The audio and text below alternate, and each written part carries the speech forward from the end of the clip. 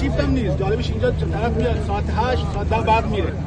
بعد از ساعت 10 میبینی ساعت 2 12 برق میاد. متاسفانه نیروها خسته دیگه دوباره برمیگردن تا بعد 2 ساعت تو مسیر باشه.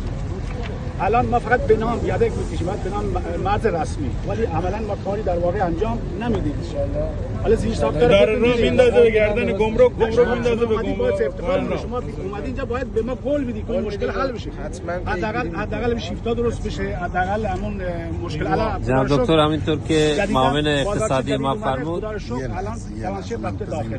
این خیلی کار بزرگیه برای کمک معیشت مردم، خیلی بزرگه. من صبح رفتم رصد کردم 33% در این 3 ماه اضافه بر اون سالهای قبل بوده. این جای خوشحالیه، ولی بعضی جاها هست و کمکاری داره میشه. متاسفانه گمرک نمیدونم با بازارچی همسو هست یا نیست. متاسفانه من رفتم گمرک میگه آقا ما مشکلمون این کانکسه، ولی کانکسشون رفت بود تو مشاهده سر 4 تا رابند پایانه استفاده نمیشه. چون گمرک با من صحبت کردم، شرکت حمل بین گفتم میگه برای 4 تا رابند. آیا برای 4 تا رابند این پایانه به این بزرگی نتونیم امتیاز استفاده بکنیم؟ آیا الان صحبت بکنیم میگن نیرو نداریم. نیرو رو توی 2 سال گذشته گفتن نیرو معرفی کنید تا از سازمان‌های همجوار ما به صورت مأمور بگیریم. دو سال درخواست نیرو دادن. 2 سال بالای 20 نفر معرفی کردیم.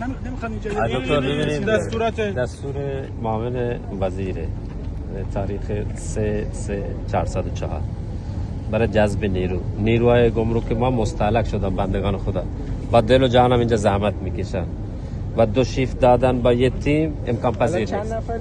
یا آقای حبیبی 4 تشه خب از 24 یه ده که گاردن که 24 ساعت اینجا است. ارزیاب که آقای حبیبی ارزیاب نیروی فنی و اداری ما کم گفتن 4 ما 4 سال 97 سال 97 اینجا 25 دستگاه در روز بیشتر ماشین نبود، کمتر بود. الان شده خدا رو شکر 400 تا استقبال شده از اینجا مرز شده، اما 4 من همچنان همون 4 تا قبل و نیروی هم تو این زمان استخدام نشد. ان شاء الله مرحمت بفرمایید هم 4 تا تغییر کنه. آقای دکتر من یک ان شما از ظرفیت منطقه ان شاء الله که ما منطقه در منطقه آزاد دادن منطقه آزاد حتما از ظرفیت آقای دکتر عذر میخوام آقای حبیبی. آقای دکتر در بحث کمبود نیرو حق با عزیزان ما پذیرفتیم که نیروشون کمه، ولی بحث مراجعات خیلی زیاده، بحث ماشین ها افزایش پیدا کرده، رسوبش معضلات خاص پیدا شده. عنایتی شما بکنید. ما با عزیزان گمرک هماهنگ شدیم، با هم گفتیم آقا 2 هفته شیفت میذاریم، 2 هفته شیفت میذاریم. تعدادی از کارکنان حضرت علی شهرستانیان اون 2 هفته کامل میمونن شیفتی، اون 2 هفته دیگه شیفت نیست. اگر به همین روال بریم ما هم بحث کمبود نیرو رو میتونیم جبران کنیم. الان چرا با جذب نیروی جدید اجازه بعد بهتون کجا مثلا 2 هفته اینجا کجا الان میگم